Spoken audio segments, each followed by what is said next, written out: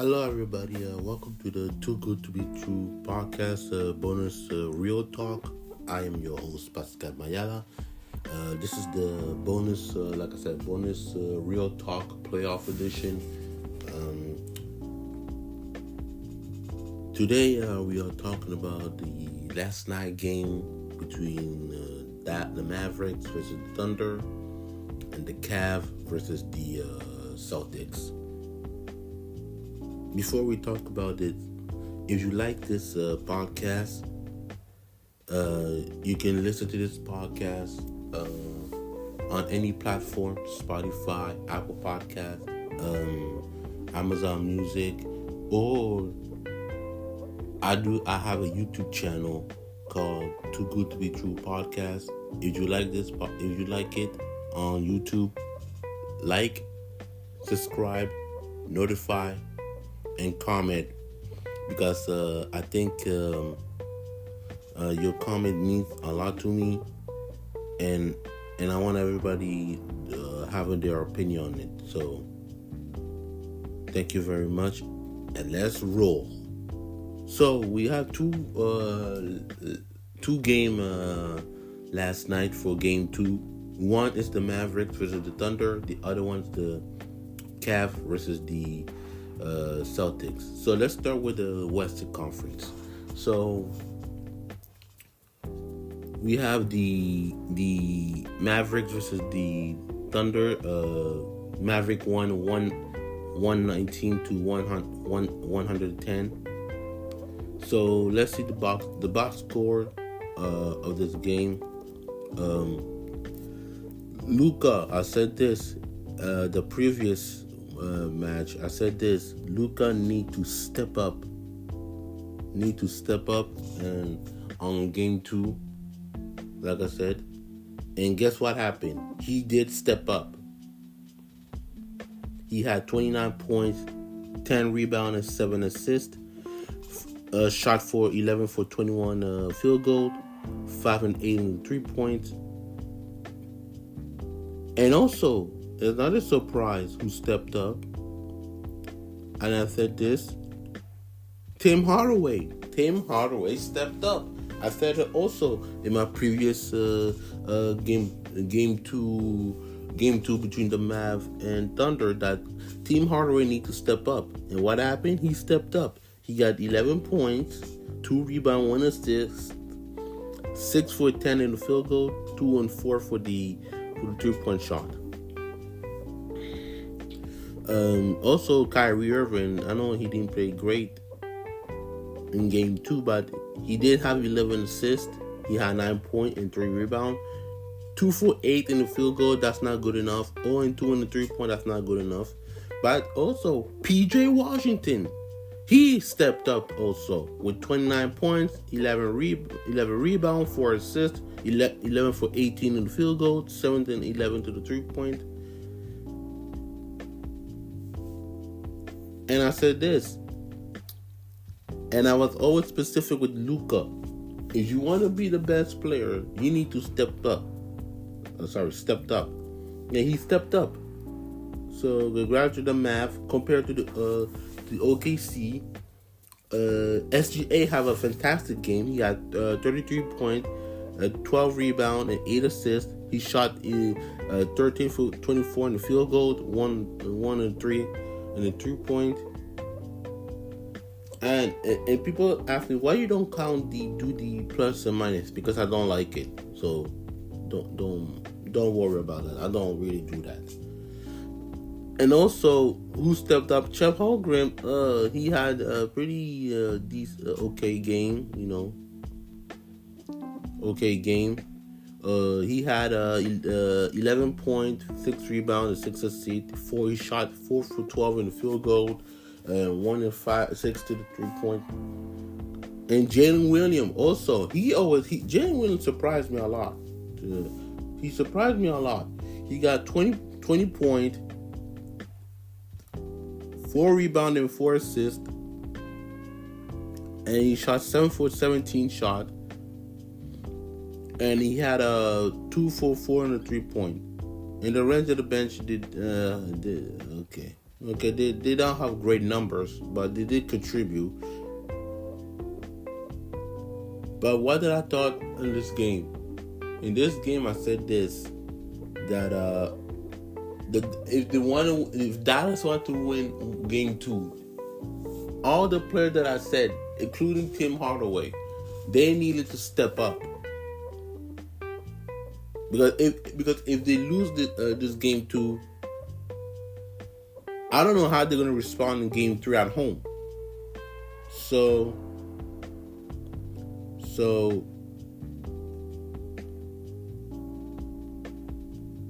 like I said, congratulations to the Mavs. Before we continue to talk about the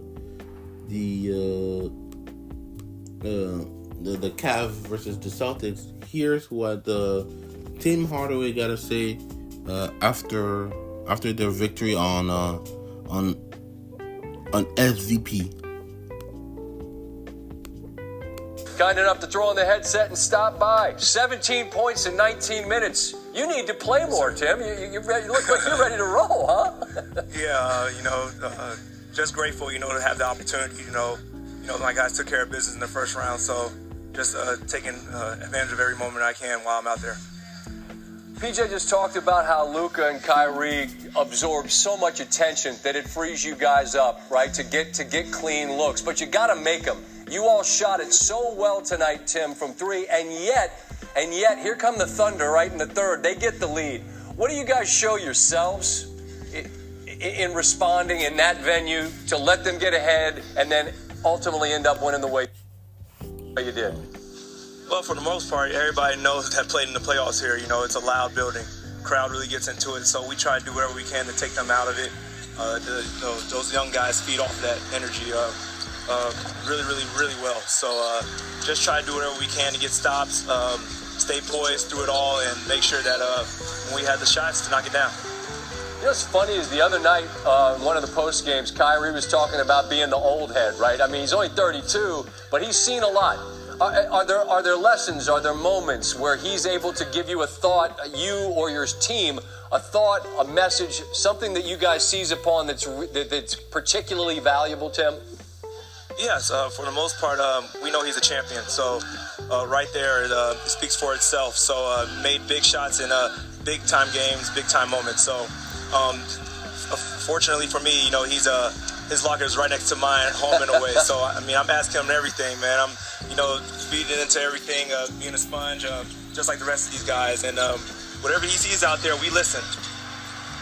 This is a really talented but very young team that you're playing against. For them to see a little bit of a knot on their eyebrows, so a little see blood for the first time, so to speak, right? For you to give them that first L, how does that change the way this series proceeds, in your opinion, Tim, as you guys head home?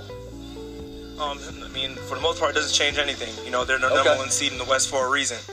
So we're going to take their best shot each and every step of the way, and we got to be ready to counter that. So you heard what Tim Hardaway said, that it doesn't really change anything because they're still number one, and that is true. They are still number one. But I love what he said about Kyrie. Even though he's like 30 years old, he's like the veteran of this Dallas Mavericks locker room, and he should, because he's been there, he's done it. He's a champion. Don't forget, he's a champion with the Cavs in 2016, which probably the greatest NBA Finals of all time. But that's what I said when I said you need veteranalism in the locker room, especially a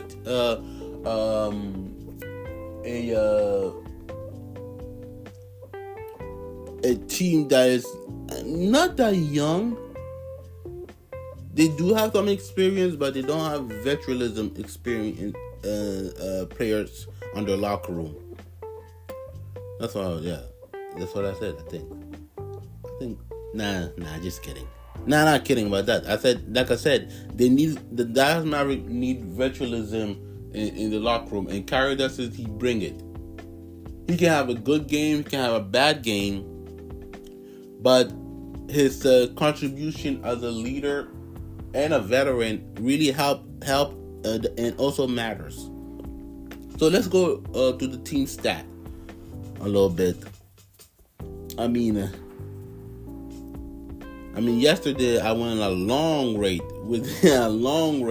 because of the other information. But before we continue to talk about the team stat, I will go back to talk about the Jokic MVP after the Celtics and Cavs game 2.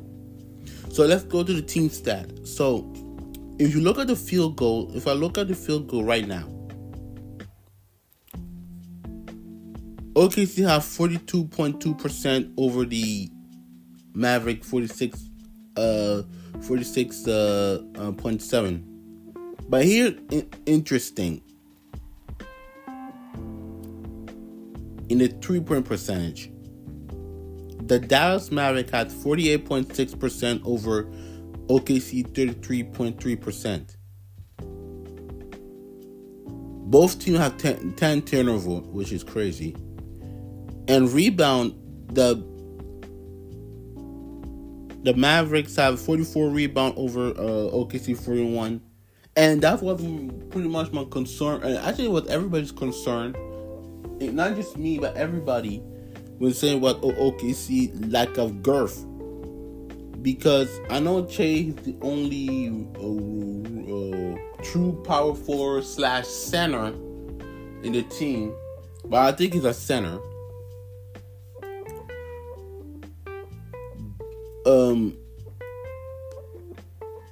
But like I said, they're lacking size, and I think size does matter. And because if they don't have too many rebounds, it will be a potential loss for the OKC. So they need to figure it out in the offseason to draft a lot of girth player in the next season. But congratulations to the Dallas Mavericks. Switching gears right now, we can go to the Cavs versus the Boston Celtics. What did I say about the Cavs? I said this, and I did say it a previous game. I said that the reason why the Cavs lost game 1 is because they were very tired. They had a game 7 against Orlando, and I also did predict that they're going to lose game 1 because of the fatigue. And the other player have to step up. And I did call out also this. If you remember yesterday, I did call out Caris LeVert. He needed to step up. And guess, Lord be told what happened? Caris LeVert stepped up. If you want to know his stats right now, he had 21 points, 6 rebounds, 3 assists. He shot 9 for 17 and 0-3 for the 3-point. Forget about the 3-point. He just stepped up. 21 points. And that's what I wanted to see from Caris LeVert. To step up. I know people, and Donovan Mitchell, I don't need to tell Donovan Mitchell to step up because he knows his role. He got to step up. He's the leader. He got 29 points, 7 rebounds, 8 assists, shot 10 for 19 in the field goal, shot 5 and 7 in the 3-point. That I don't care. The other players stepped up. Evan Mobley stepped up with 21 points, 10 rebounds, 5 assists, shot 9 and 15 in the field goal. He shot 1 to 2 in the 3-point. Same thing. I know he's the third option, and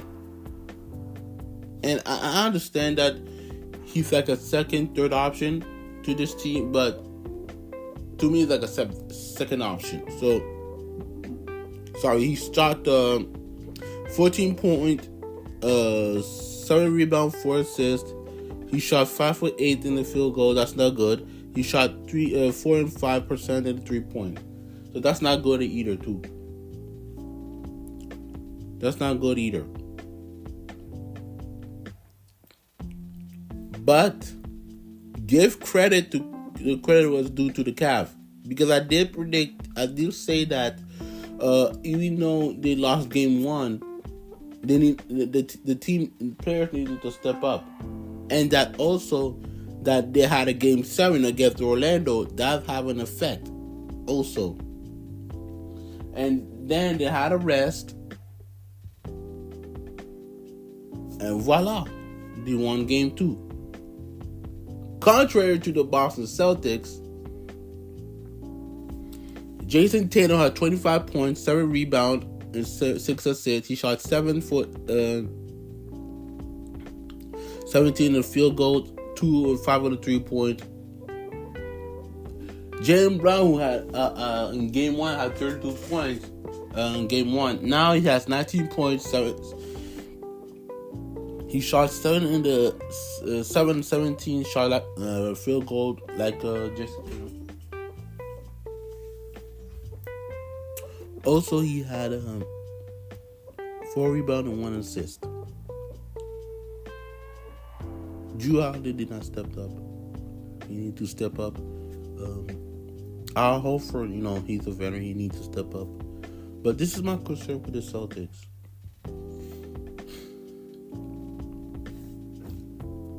If I look at the team stats right now, in the team stat right now,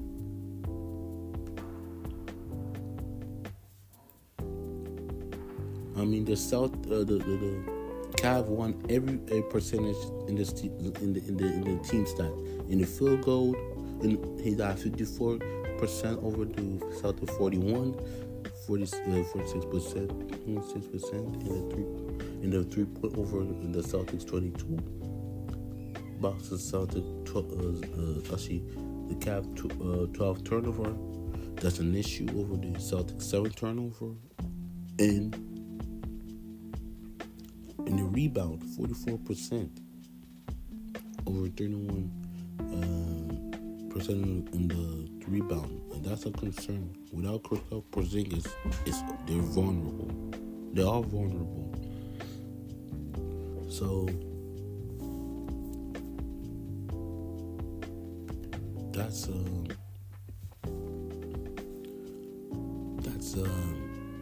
a big concern.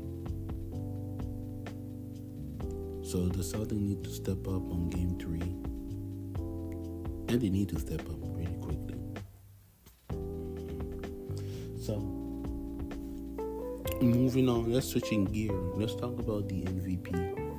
Yesterday, I went quickly to say Jokic won the MVP. Congratulations! But there's been a lot of controversy with the MVP, and we have to address this. And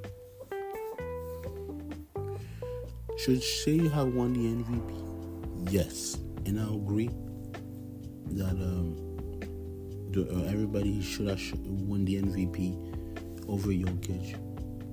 And I stand by it. I pick Jokic. Not Jokic. I pick SGA over Jokic.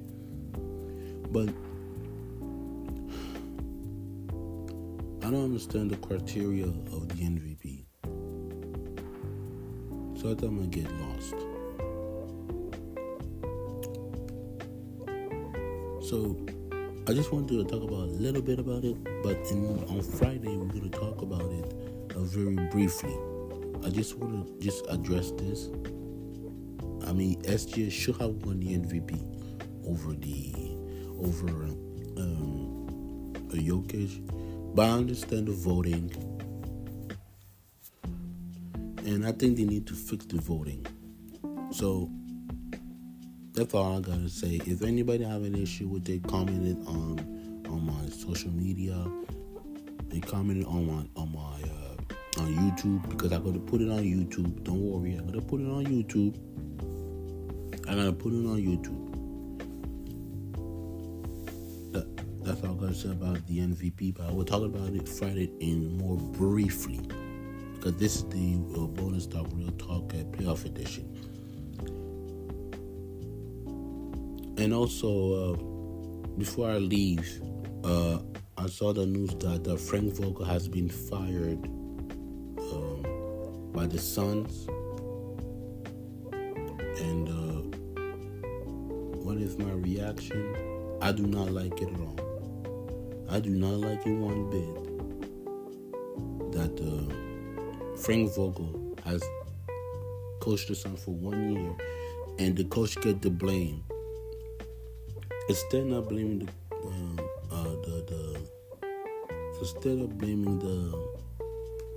the players, they're blaming the coach. And I don't like it at all. The same thing with Darvin Ham. He got fired.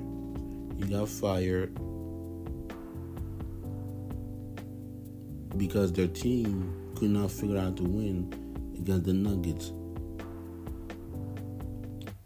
And I don't like when coach gets fired. So this is really sad, but I wish nothing the best luck for him.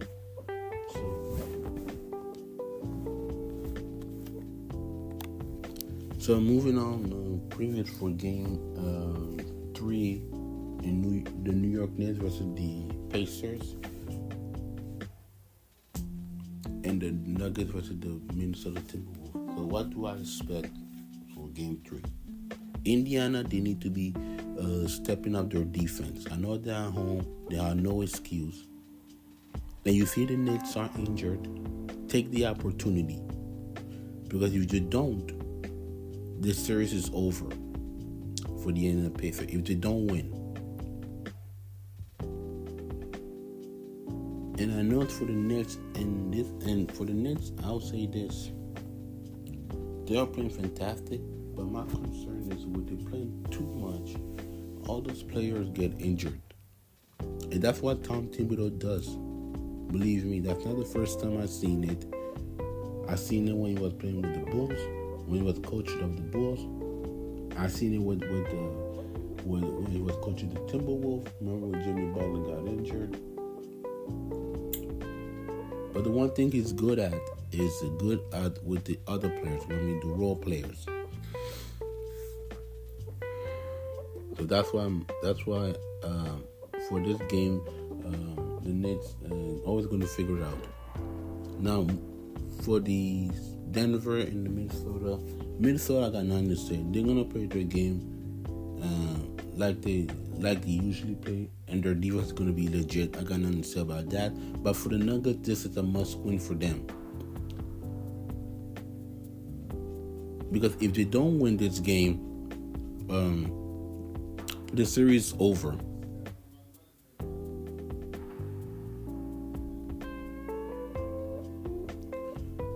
And I think that also that the Jokic need help. That's all I gotta say about that.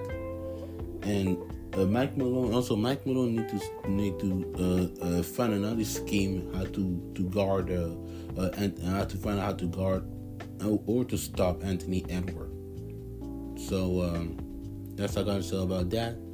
If you like this podcast, like I said, follow me on Instagram, Pascal _ 15. Also, you can follow me on Threads, Pascal _ 15. If you want to follow me on Instagram, is at Belly versus PMM. And if you want to follow me if you want to listen to it on YouTube, I have a YouTube channel called Too Good to Be True Podcast. You can listen to it. Like I said, subscribe. Like, subscribe, notification, and leave your comment. That's all I'm gonna say about that. And I'll see you next time on the big podcast, Too Good to Be True podcast. So, see you tomorrow.